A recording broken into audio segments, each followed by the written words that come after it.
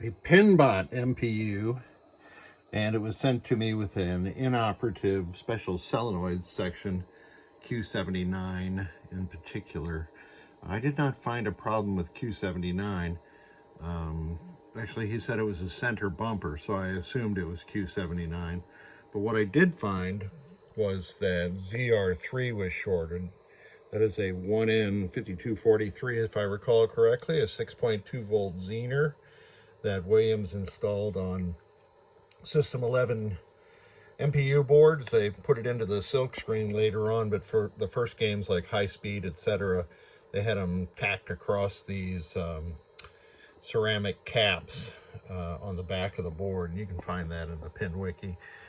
Somebody had already replaced all the capacitors. These are the power input filter caps. This 22 microfarad cap is in the reset section, and they replaced these caps in the sound section, and they had installed VRAM. Super nice. So the only thing that I could do to this board to repair it was to replace that zener, and I replaced the power input header at J17.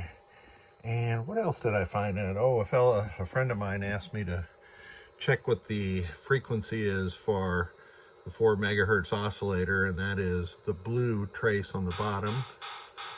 And you can see that it is at 4 megahertz, and the yellow trace at the top is the E, the clock signal that comes out of the microprocessor. So I have these two clip leads attached to the 6802 and grounded over here in the traditional ground spot. So let's put it through its tests. Get my buttons in the right position. Always fun, the music test.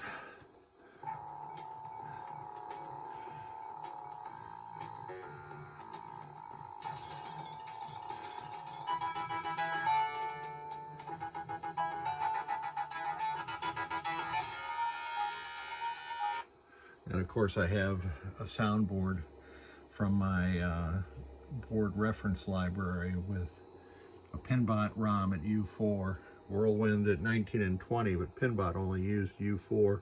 Sometimes used U19. I cannot explain that situation. I don't know anybody that has been able to. But if you look in the Internet Pinball database, there are ROM images for U4 and U19, but the game seems to operate identically whether or not you have U19 installed or not.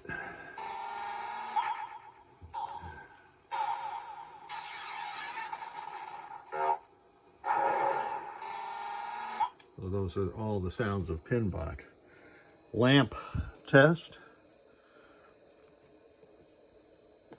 Do single lamp test. Looks good. And the next test is solenoid test. So I have the earlier version of Victor's solenoid tester board, and the early versions of Williams games hadn't yet settled on using that transistor drive for the AC select relay. Here's where I might have found a problem.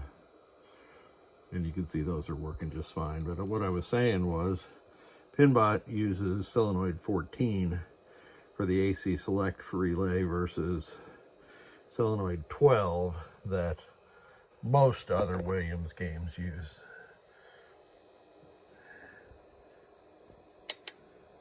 So those are all working correctly. I'm going to have to wait for this to get past the special solenoids one more time.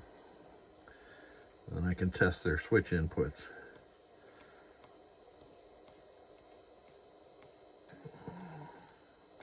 So those are all working correctly. And the next test is switch edges. And I'll go across the diagonal.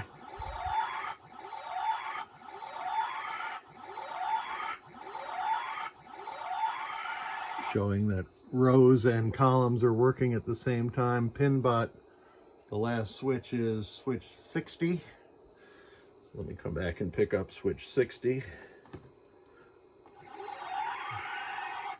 There it is. And it goes back into the audits and adjustments. Let me advance to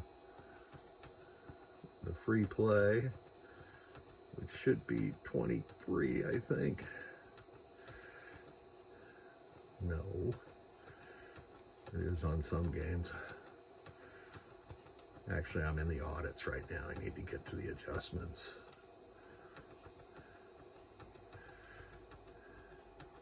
There we are.